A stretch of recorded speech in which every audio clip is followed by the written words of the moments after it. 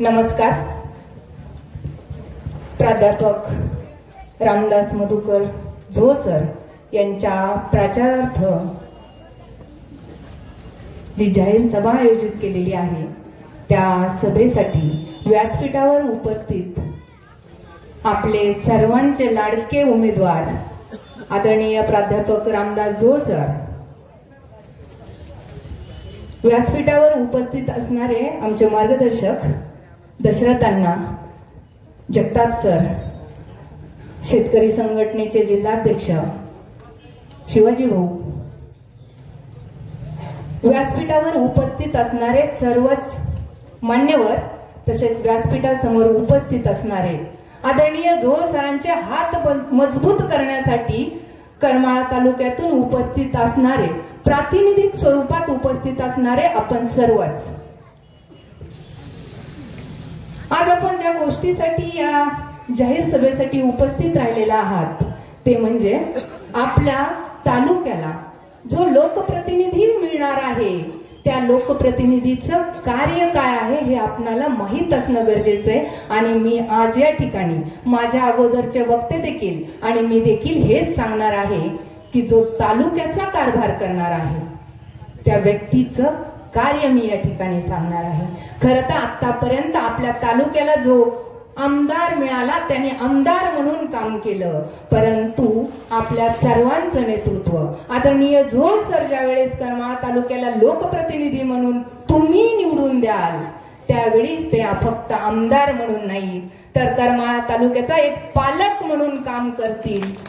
आणि मला खात्री आहे जवळपास 154 गावापैकी जिल्हा परिषद गट कोर्टी जो माझा गट आहे, जे माझं घर आहे त्या गावातील त्या गटातील काही गावं वगळली तर जवळपास 125हून अधिक गावात गेल्यानंतर हे जाणवलंय की आपण सर्वांनी ठरवलंय की जो व्यक्ती माझ्या मुलांच्या शिक्षणाचा विचार करेल, जो व्यक्ती माझ्या घरातील युवकांच्या रोजगाराचा विचार करेल आणि जो व्यक्ती माझ्या घरातील ज्येष्ठ व्यक्तींच्या आरोग्याच्या सुविधेचा विचार करेल त्याच व्यक्तीला आम्ही लोकप्रतिनिधी म्हणून निवडून देणार आहोत.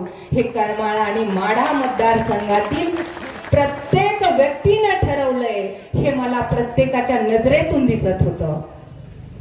खरं तर प्रत्येक सभेमधून मी हेच सांगते की महाराष्ट्रातील करमाळा माढा मतदारसंघ हा एकमेव मतदारसंघ आहे की ज्या मतदारसंघातील आदरणीय प्राध्यापक रामदास झो सर यांच्या राजकीय व्यासपीठावरून शैक्षणिक चर्चा होते. खरं तर हे दुर्दैवाची गोष्ट आहे. देशाला स्वातंत्र्य मिळून 78 पेक्षा जास्त वर्ष झालं तरीही आमच्या करमाळा माढा मतदारसंघात विधानसभा 2024च्या निवडणुकांमध्ये शिक्षणासंदर्भात चर्चा करावी लागते. दुर्दैवाची गोष्ट आहे.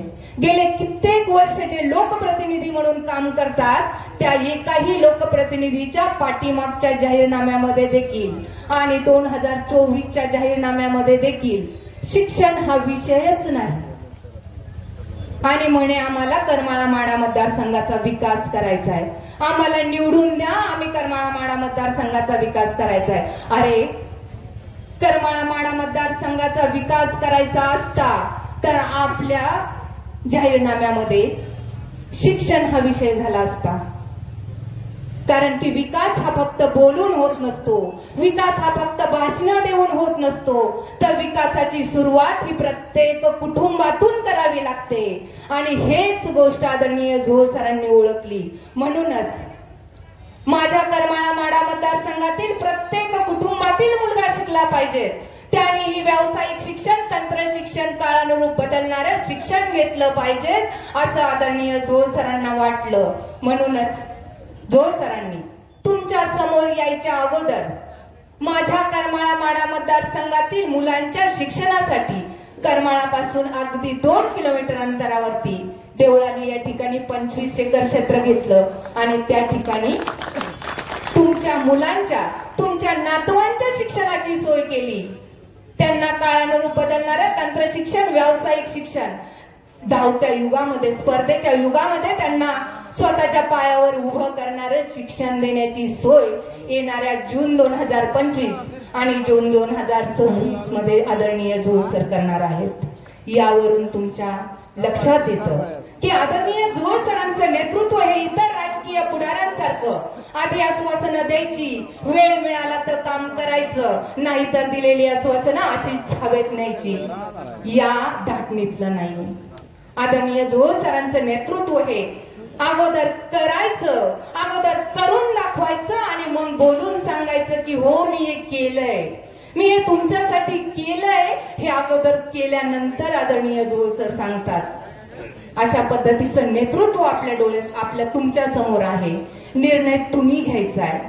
मला माहितीये तुम्ही निर्णय काय घेणार आहेत, कारण की तुम्हा सर्वांना माझ्या अगोदर बोललेलेही वक्त्यांनी सांगितलं की फक्त आणि फक्त करमाळा माढा मतदारसंघामध्येच शिक्षणाची सोय नाही. इतर शेजारी कोणताही तालुका घ्या, त्या तालुक्यामध्ये शिक्षणाला प्राधान्य दिलेलं दिसतंय. अगदी दौंड, इंदापूर, बारामती, बार्शी, सांगोल्यासारख्या ड्राय भागामध्ये सुद्धा शिक्षणाला महत्व दिलंय.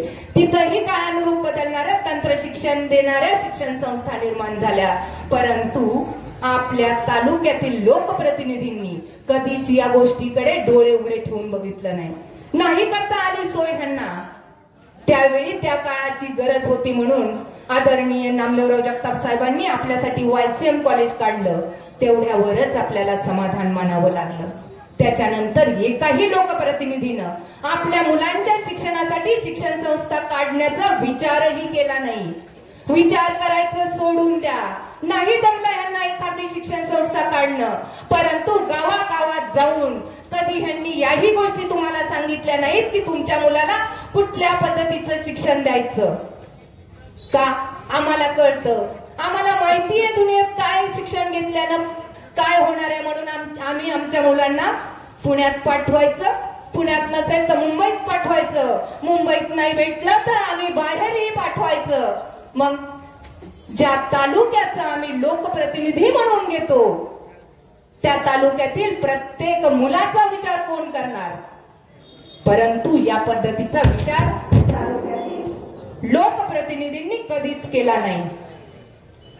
कारण की आपणा सर्वांना माहितीये शिक्षण हे वाघिणीचं दूध आहे. तो पिला की माणूस गुरगुरणारच. शिक्षणाने व्यक्तीला आपले हक्क काय, कर्तव्य काय, जबाबदाऱ्या काय यांची जाणीव होते. आणि ज्या व्यक्तीला आपले हक्क, कर्तव्य आणि जबाबदाऱ्या यांची जाणीव होते तो व्यक्ती गावामध्ये ज्यावेळी आमच्यासारखे राजकीय पुढारी येतील त्यावेळी आमच्या पाठीमागं सतरंजा उचलत फिरणार नाही. आणि याच एकमेव गोष्टीमुळे करमाळा तालुक्यातील एकाही लोकप्रतिनिधींनी आपल्या मुलांना शिक्षणाची सोय केली नाही आणि सांगितलंही नाही. परंतु झोळ सरांचं नेतृत्व शिक्षण संस्थेत काम करणारे त्यांना माहितीये की जर करमाळा तालुक्याचा विकास करायचा असेल तर माझ्या करमाळा तालुक्यातील प्रत्येक घरातील युवक शिकला पाहिजेत. घराघरातील युवक डॉक्टर झाला, इंजिनियर झाला, वकील झाला, कलेक्टर झाला, पोलीस ऑफिसर झाला तर त्या कुटुंबाचा विकास होईल. गावातील 100 मुलं शिकली तर गावातल्या त्या 100 कुटुंबाचा विकास होईल आणि आपोआपच गावाचा विकास होईल.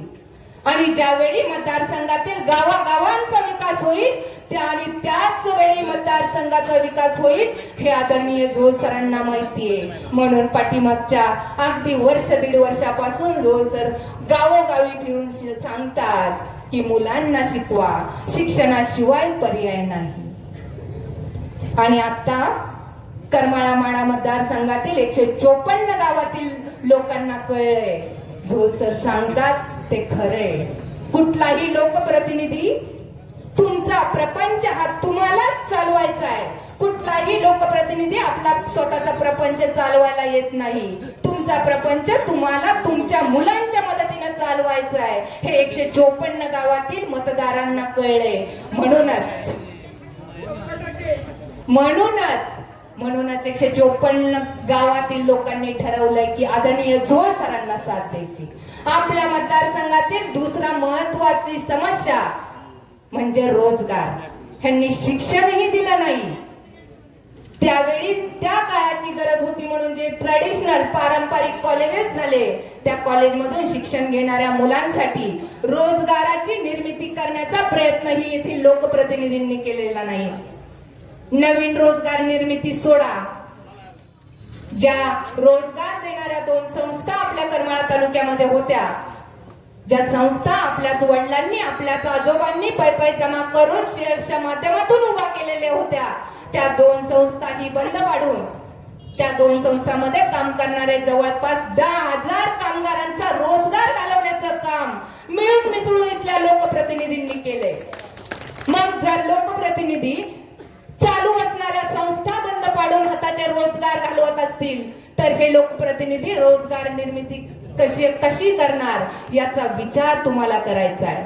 मागच्या वेळी जे लोकप्रतिनिधी म्हणून आपल्याला ज्यांनी आश्वासन दिलं होतं की मी करमाळा तालुक्यामध्ये मोठी संस्था निर्माण करेल, सूतगिरणी निर्माण करेल आणि 15,000 युवकांच्या हाताला काम देईल, याच एका गोष्टीला भुलून आपण सर्वांनी त्यांना लोकप्रतिनिधी म्हणून निवडून दिलं. पण तुम्हीच बघताय 5 वर्षाच्या कालावधीनंतर आपल्याला सूतगिरणी दिसली का मिळून मिसळून कारखाने बंद पाडले हे तुम्हाला दिसतंय. म्हणून तुम्ही निर्णय घ्यायचा आहे. जवळपास 1990-97 साली आपल्या करमाळा तालुक्यामध्ये मांगी MIDC मंजूर झाली. त्याच दिवशी इंदापूर MIDC सँक्शन झाली, त्याच दिवशी टेंभुर्णी MIDC सँक्शन झाली. मग जर एकाच दिवशी मंजूर झालेल्या MIDC मध्ये त्या 2 MIDC मध्ये हजारो कंपन्या आल्या, मग आपल्या मांगी MIDC मध्ये एक तरी कंपनी आले का? पण आपण विचार करायचा आहे. जर एकाच दिवशी मंजूर झालेल्या MIDC मध्ये त्या 2 MIDCचं हजारो कंपन्या येऊन त्या तालुक्यातील युवकांना रोजगार मिळाला, जर आपल्याही मांगी MIDC मध्ये हजारो कंपन्या आल्या असत्या तर आपल्याच तालुक्यातील युवक तिथं नोकरी करणार होता ना हो? थोडाच नागपूरवरून विदर्भातून येणार होता का? आपल्याच तालुक्यातील प्रत्येक गावातून सकाळ संध्याकाळ आपली शेती करून आई वडिलांची सेवा करून युवक तिथं रोजगार नोकरीला येणार होता.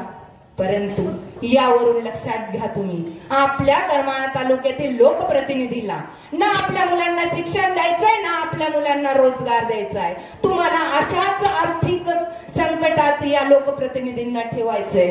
कारण की तुमच्या मुलांना शिक्षित केलं, तुमच्या मुलांना रोजगार दिला, तुम्ही आर्थिक सक्षम झाला तर तुम्ही आमच्या दारात येणार नाहीयेत हे इथल्या लोकप्रतिनिधींना वाटतं. परंतु आदरणीय झो सर ह्यांचं नेतृत्व हे उच्च शिक्षित आहे, ते या गोष्टीचा विचार करत नाहीत. मतदारसंघातील प्रत्येक लोकांना माहितीये की जवळपास 6 तारखेपर्यंत आदरणीय झो सर फक्त एकट्या गाडीतून फिरत होते. आताही जबरदस्तीने कार्यकर्त्यांच्या आग्रहाखातरच सरांच्या पाठीमागे 4-5 गाड्या असतात.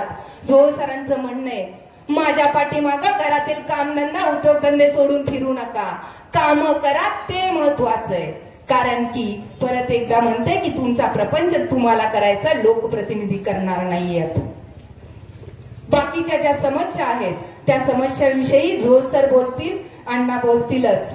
परंतु मला तुम्हाला सांगायचंय सोलापूर जिल्ह्यातील आता जे विधानसभेच्या ज्या निवडणुका आहेत, सोलापूर जिल्ह्यामध्ये आदरणीय प्राध्यापक रामदास झो सरांसारखा उच्च शिक्षित एकही उमेदवार उभा नाही. एवढा उच्च शिक्षित उमेदवार हा करमाळा माडा मतदारसंघात नशिबानं आपल्या समोर आलेला आहे. एक जो बुद्धिजीवी वर्ग आहे करमाळा सोलापूर जिल्ह्यातला, त्या सर्वांच्या नजरा करमाळा तालुक्यातील मतदारांवरती आहेत. त्यांना बघायचंय की करमाळा माडा मतदारसंघातील मतदार नक्की करतोय काय. तो धनशक्तीच्या पाठीमागं जातोय की ज्ञानशक्तीच्या पाठीमागं जातोय हे सर्व सोलापूर जिल्हा बघतोय. आणि मला खात्री आहे की माझा करमाळा माडा मतदारसंघातील मतदार हा ज्ञानशक्तीलाच निवडून आदरणीय झो सरांना साथ देणार आहे. आपल्या खरं तर इथं महिला उपस्थित आहेत. आत्ताच माझ्या अगोदर जे वक्ते बोलले त्यांनी महिलांच्या संदर्भात आदरणीय झो सरांचं कार्य सांगितलं.